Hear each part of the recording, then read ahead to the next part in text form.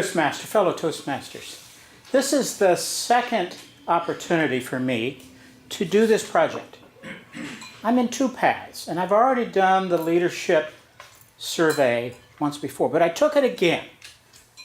And like all good surveys, you don't get exactly the same answer each time because you answer the questions usually from a sense of what's happening now.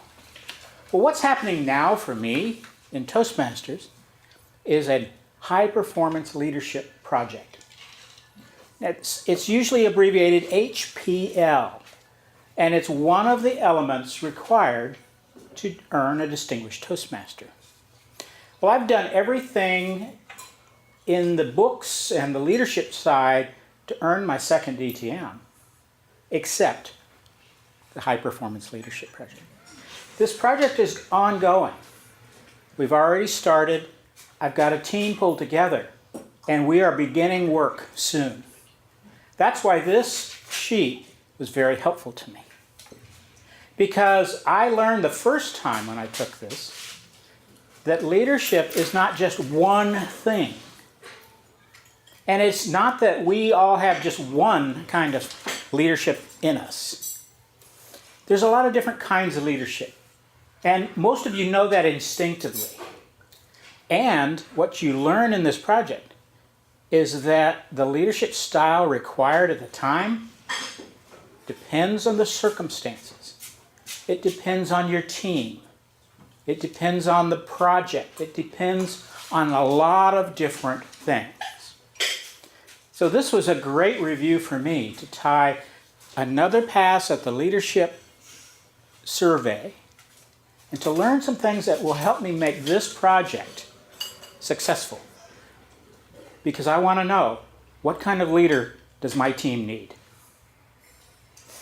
Now, if you look at the sheet in front of you, you'll see this grid. This is the result of my little survey. And it says that I score highest in democratic leadership style. Next, authoritative, and so forth. The nice thing about this, if you read the text on the right-hand side, you will see here are some of the properties and characteristics of that style of leadership. This particular style of leadership will do very well on this project. It's a small team. We'll have 5 people altogether from varied backgrounds, some very experienced Toastmasters, some very new. And we have a project with a medium long-term goal where we don't have to do anything in a hurry. We've got until the spring, so we've got 4 or 5 months. So I looked at this and I said, well, what are some of the other issues? If you look on the back side, you'll see a grid that I put together that I wish was in the material online. It's a summary of the leadership styles, and there are 7 of them, 8 of them, 8. And included in the narrative is, here's where this style is most effective, and when is it not as effective. The ones in blue seem to match well with this project. Democratic leadership style is most effective when the knowledge of the entire team is needed to solve a problem. That's exactly what our team is doing. I haven't told you what our project is. The idea is to develop a district-wide podcast. Now, how many of you listen to podcasts? Several of you. I listen to them all the time. Some people listen occasionally. Others have not discovered the value and the fun of podcasts. All they are audio episodes that you can download to your phone or your computer, and it's information.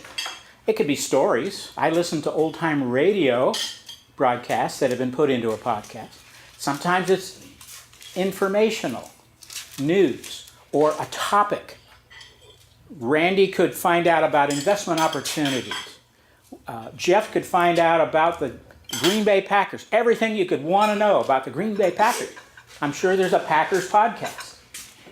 In fact, it's probably called the Packercast. Yeah. That's my idea for the district. It would be a Toastmasters-centric podcast. And it would be tied into all the things that the district does. As you can see, there's a few moving parts to this project. There's the technical part, the recording and the hosting and getting on the computer and how to download. Then there's the content part. What do we want to have on the podcast? What will the guests talk about? And then there is the development and leadership side of this podcast. This team is intended to solve a problem, but it's also intended to teach leadership skills, not only to the team, but to the people who benefit from the project. So there's a lot of things going for this project that fit right in to the democratic style. Authoritative. Now, some people think this means authoritarian. It is not. That's not the definition. Authoritative means simply to lead from a position of strength and authority and lead with a big vision. It's not about bossing people around. And it's very helpful when you are on a project where you want to change something or move in a different direction. And that's exactly what we're trying to do. Pace setting. This is relating to setting an expectation of quick movement, quick decisions, interesting, innovative solutions to problems that maybe no one has ever tried before, willing to take chances. That fits in perfectly here, because I don't have all the answers. My team will bring great ideas. The innovative leading style works great with complex problems. Now, as they go, this isn't the most complex kind of problem, but it does have a lot of elements. And we do have some third parties and stakeholders who will care what we come up with. My lowest score was in bureaucratic. Maybe that's my years of working in industry with surrounded by smart, brilliant people who hate being micromanaged. This project does not need a micromanager. It does not at all. So I put that in red. That's definitely out. As you can see, there are different leadership styles that work better in certain situations. I'm hopeful that with this insight now, that my team will thrive, will be successful, and I appreciate the time. Thank you.